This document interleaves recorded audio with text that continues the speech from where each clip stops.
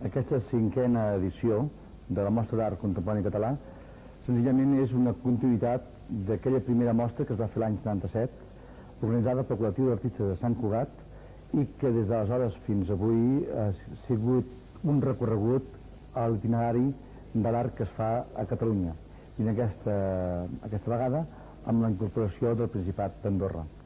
Aquesta iniciativa és itinerant per diferents ciutats del Principat i intenta plegar el que en aquests moments està donant el Principat artísticament.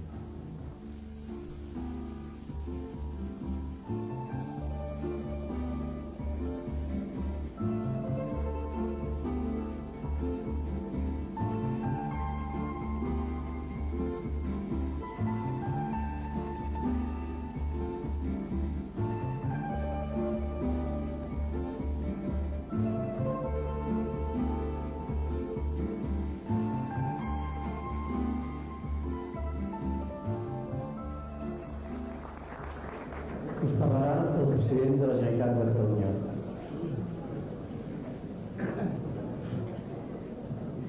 Senyor alcalde, senyores, senyors, vull que les meves primeres paraules siguin per felicitar el col·lectiu d'artistes de Sant Cugat, que ja fa pila d'anys, en fa 9, si no vaig errat, i després, doncs, any darrere any i enguany, han estat organitzant aquesta mostra. Els vull felicitar per... Hi ha molts motius per felicitar-lo, però deixi'm espigolar un parell.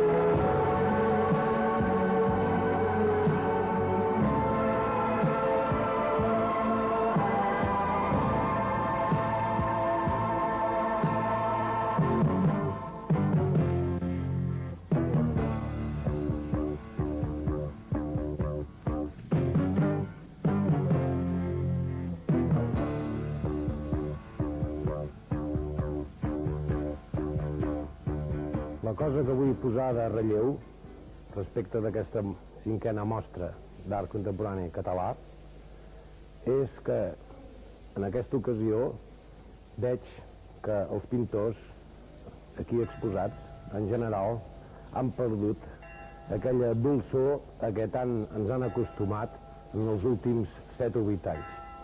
Sembla que l'art havia perdut el sentit de violència, d'acusació o de joia, però tot això dit amb força i energia. No, en aquests darrers 7 o 8 anys, doncs, tot s'ha tornat dolç, benigne. Ja està bé, però potser era una mica massa. I aquí, amb les obres exposades, tant la pintura com l'escultura, hi trobo, de nou, allò que a mi m'agrada més a l'art, que és l'espror, la indignació, la força, la violència.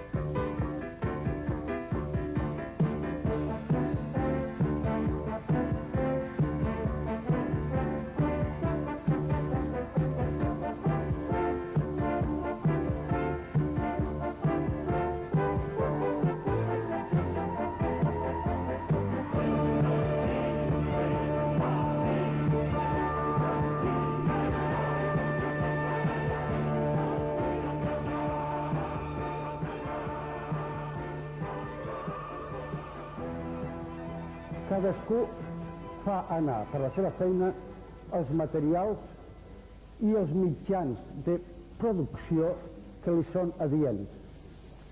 Aleshores, hi ha pintures que s'assemblen a escultures, escultures que s'assemblen a pintures, gravats que incorporen elements sobreposats I això ho voldria remarcar, sobretot, per les persones, per la gent no avesades a la contemplació de l'art.